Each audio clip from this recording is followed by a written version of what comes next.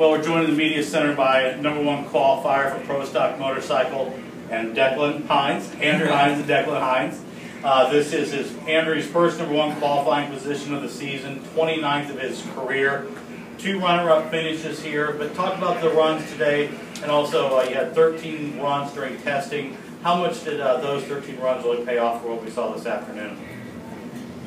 Well, the 2 runs today were near flawless. You know, the B-Rod was going nice and straight down the track, and that's all due to the testing we did last week. We were able to get a nice, good axle set up with the tire we have on the bike, which is the most crucial thing.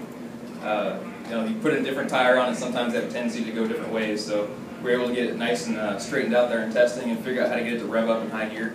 And I think we were top speed of the round that last pass, so that shows that we got the horsepower that we need out here in this Indy air. You know, we're 2 miles down the road in Brownsburg, so for us to come out here and make 13 laps is it's a heck of a deal for the crew, but it's no big deal because we're only 2 miles away. You know, we don't have to worry about all the logistics getting back and forth between test sessions and home and everything. But you know, to come out and get our first #1 qualifier of the year with my motorcycle, the biggest race of the year, U.S. Nationals, is very special.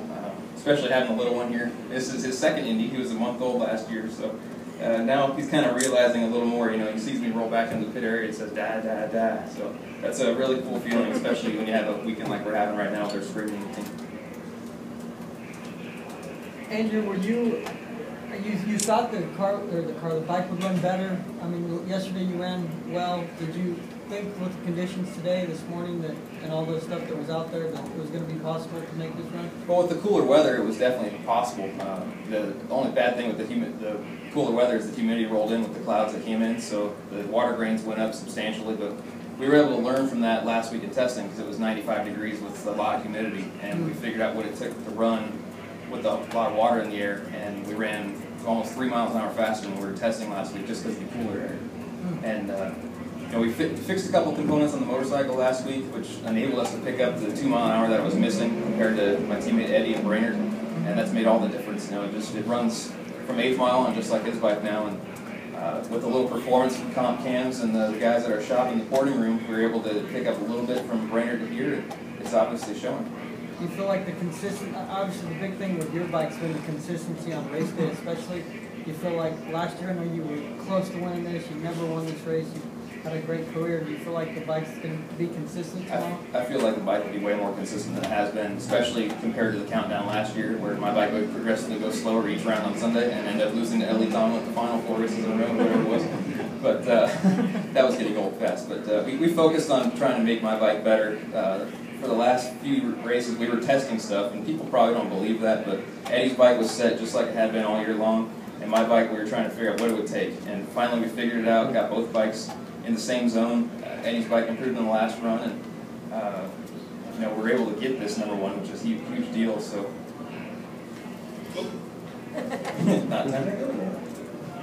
What else was the rest? Got it. Your turn.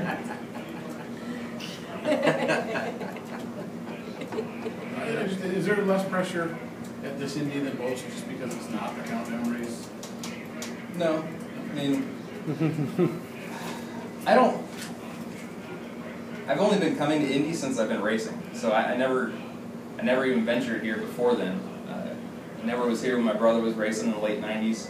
So Indy to me is just another event. You know, I never grew up looking at it as this prestigious race. Being a racing family, it was just, you know, Dad's going to Indy, okay, now can I go? No, I gotta go to school.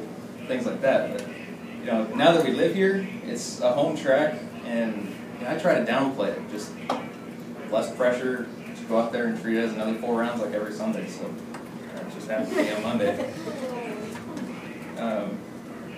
Buy that kid an ice cream cone. It is frustrating not being able to get that win. You know, I think I said that last year when Ellie beat me when ESPN put the camera on me. I said they won't have to ask him for the rest of his career when he's going to win Indy, because he already got out of the way. So it'd be nice if it happens. You know, it's on the bucket list. Gotta do it someday.